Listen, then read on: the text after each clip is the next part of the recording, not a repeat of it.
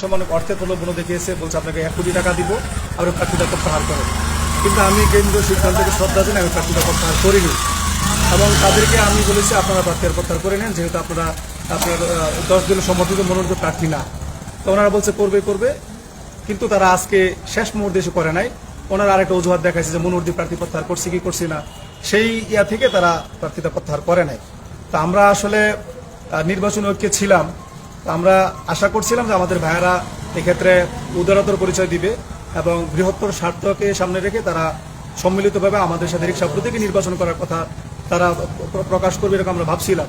কিন্তু বাংলাদেশ জামাত ইসলামী দেশের মানুষ তাদের যে একটা নেগেটিভ চিন্তা, যে মুনাফিকি চিন্তা তাদের ভিতরে থাকে সব সময়, এটা আজকে এখানে প্রকাশ পেয়েছে। তারা তাদের মুনাফিকি চরিত্র সম্পূর্ণ প্রকাশ করছে। তারা নিজেদের খায়েশ, নিজেদের আমিত্ব জাহির করার জন্য তারা আসলে আজকে এটা প্রত্যাহারপত্র জমা দেয় নাই। তা আমরা ইনশাল্লাহ কেন্দ্রীয় নেতৃবৃন্দের সাথে আমরা কথা বলবো যে যেহেতু এটা দলের পক্ষ থেকে মনোনীত প্রার্থী এবং 10 দলের পক্ষ থেকে মনোনীত প্রার্থী, সেটা তারা উপেক্ষা করে তারা প্রার্থীতা প্রত্যাহার করে নাই, এটা আমরা কেন্দ্রীয় নেতৃবৃন্দের সাথে কথা বলবো, দেখি এটা কোন কি ব্যবস্থা নেয়।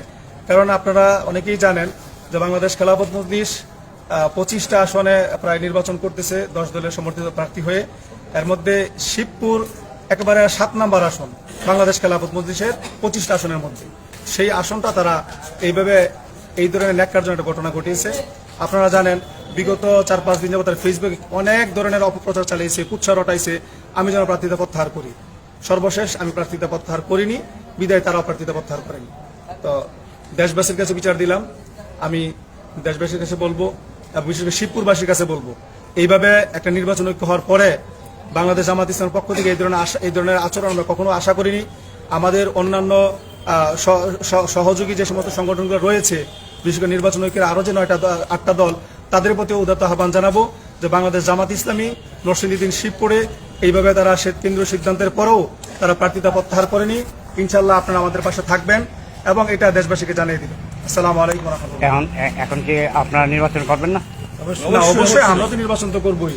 আমরা তো এখানকার 10 দলের পক্ষ থেকে মনোনীত প্রার্থী, তাহলে উনিও নির্বাচন করবো, তাহলে 10 দলের ঐক্য কি হইব? এটা একটা হাস্যকর বিষয় হয়ে গেছে।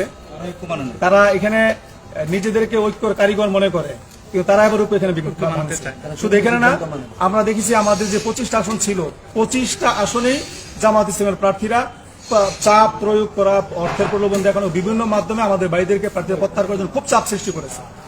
এই চরিত্র যদি থাকে তাহলে তো আসলে ঐক্য নামে থাকলেও বাস্তব ঐক্য থাকবে না এখানে।